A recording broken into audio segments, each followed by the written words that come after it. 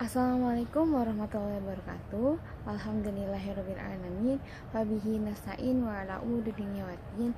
Wassalatu wassalamu ala asyrafil anbiya wa mursalin wa ala alihi wa sahbihi ajmain, amma ba'du. Bismillahirrahmanirrahim. Halo teman-teman semuanya dan juga Ibu Adelina selaku dosen mata kuliah komunikasi organisasi.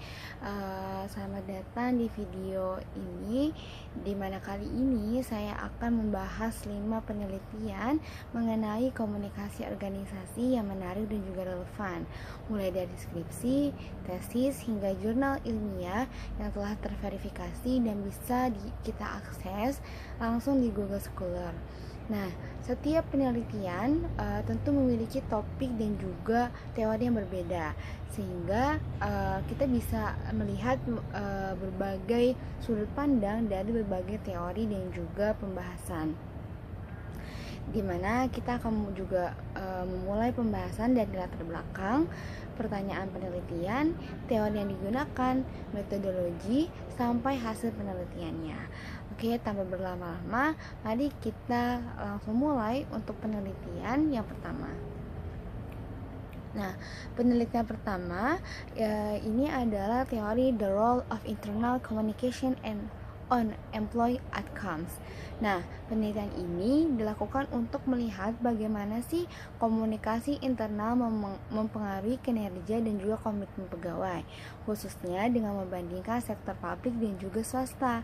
Nah, latar belakang dari teori ini ialah banyaknya organisasi yang menghadapi tantangan dalam menjaga komitmen terhadap karyawan karena komunikasinya yang kurang efektif. Nah, pertanyaan dari penelitian ini adalah bagaimana komunikasi internal berdampak terhadap komitmen organisasi. Nah, teori yang digunakan adalah komitmen organisasi menurut Meyer dan juga Allen, serta teori sistem komunikasi. Penelitian ini menggunakan pendekatan kuantitatif dengan menyebar kuesioner pada pegawai di sektor publik dan juga swasta. Hasilnya menunjukkan bahwa komunikasi yang terbuka, jelas dan juga dua arah akan sangat mempengaruhi komitmen karyawan. Menariknya, dampaknya itu akan lebih kuat di sektor swasta dibandingkan dengan publik. Kemudian untuk penelitian yang kedua ini berjudul Internal Communication in Organization and Employee Engagement.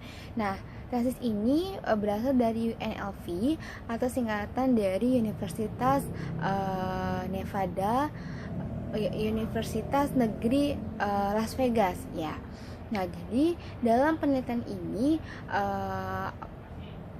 membahas mengenai hubungan antara komunikasi internal dan juga keterlibatan karyawan atau employee engagement. Latar belakangnya adalah fenomena menurunnya engagement di beberapa organisasi karena komunikasi yang bersifat satu arah atau karena kurang adanya transparansi.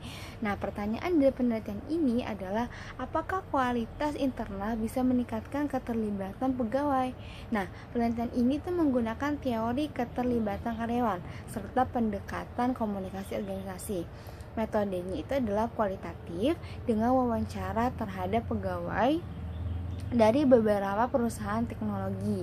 Hasilnya adalah komunikasi yang dilakukan secara personal dan juga dua arah mampu meningkatkan motivasi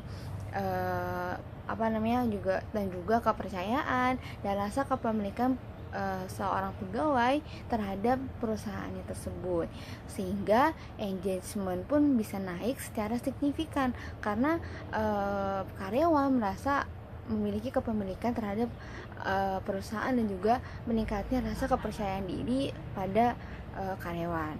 Kemudian penelitian ketiga ialah transformational leadership, interpersonal communication and organization effectiveness.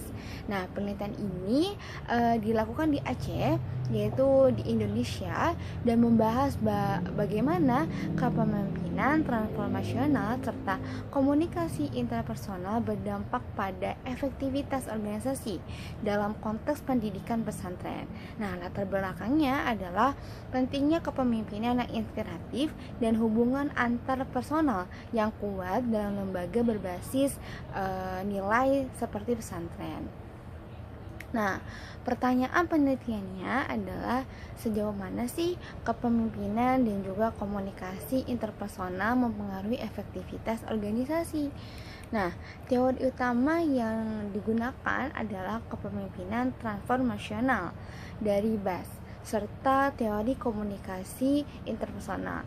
Nah, metodologinya yang digunakan adalah kuantitatif dengan teknik survei dan juga analisis dialog terhadap guru-guru di dalam pesantren tersebut. Hasilnya itu adalah model komunikasi interpersonal dan gaya kepemimpinan yang partisipatif terbukti meningkatkan efektivitas organisasi secara signifikan. Kemudian ada penelitian Deny or Bolster a comparative study of crisis communication strategies. Nah, penelitian ini ada penelitian keempat yang menurut saya juga sangat menarik karena berfokus pada strategi komunikasi organisasi dalam menghadapi krisis, khususnya pada saat pandemi COVID-19. Nah, latar belakangnya tentu saja karena saat krisis, organisasi sangat bergantung kan pada kecepatan dan juga efektivitas komunikasi tersebut. Nah, pertanyaan dari penelitian ini adalah apakah strategi komunikasi dialogis lebih efektif dibanding monologis dalam menangani krisis? Nah, teori yang digunakan adalah Situational Crisis Communication Theory atau SCCT yang dikembangkan oleh Timothy Combs, di mana beliau ini adalah peneliti yang menganalisis konten dari berbagai pernyataan pers dan juga media sosial organisasi selama masa pandemi. Kemudian dalam temuannya ini adalah strategi dialogis, yaitu komunikasi yang melibatkan audiens dan juga menunjukkan empati, jauh lebih efektif dalam membangun ulang reputasi organisasi dibanding hanya menyampaikan pesan satu arah atau membantah tuduhan. Ini penting banget nih, terutama untuk perusahaan, kemudian institusi publik seperti pemerintah yang rentan disorot ketika adanya krisis gitu.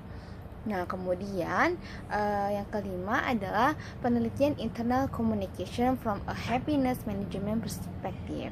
Nah, ini adalah penelitian terakhir di mana dalam penelitian ini kita bisa melihat komunikasi internal dari sudut pandang yang baru, yaitu happiness management, sebuah pendekatan manajerial yang fokus pada kebahagiaan karyawan. Nah, latar belakang dari teori ini adalah munculnya tren baru manajemen organisasi yang menempatkan kesejahteraan psikologis karyawan sebagai kunci produktivitas sebuah perusahaan.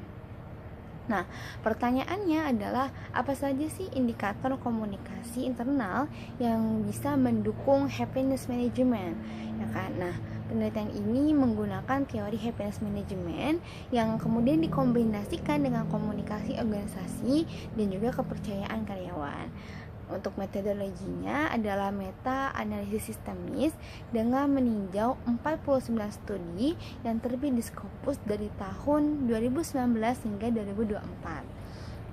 Yang hasilnya ditemukan 4 dimensi utama komunikasi yang mendukung kebahagiaan karyawan, yaitu keterbukaan, partisipasi, pengakuan, dan juga kepercayaan. Ini adalah 4 hal yang bisa menjadi hal yang mendukung semangat dan juga kepercayaan diri seorang karyawan. Nah, dari 4 ini, semua ini ada keempat elemen ini sangat terbukti berkorelasi positif dengan kepuasan kerja dan juga retensi seorang karyawan gitu. Kemudian karena semua materinya sudah habis, mungkin itu saja untuk penjelasannya. Dan itu dia 5 penelitian komunikasi organisasi dengan teori dan juga pendekatan yang beragam, mulai dari kepemimpinan, manajemen krisis, hingga pendekatan kebahagiaan. Semuanya tentu menunjukkan bahwa komunikasi adalah kunci utama dalam keberhasilan organisasi.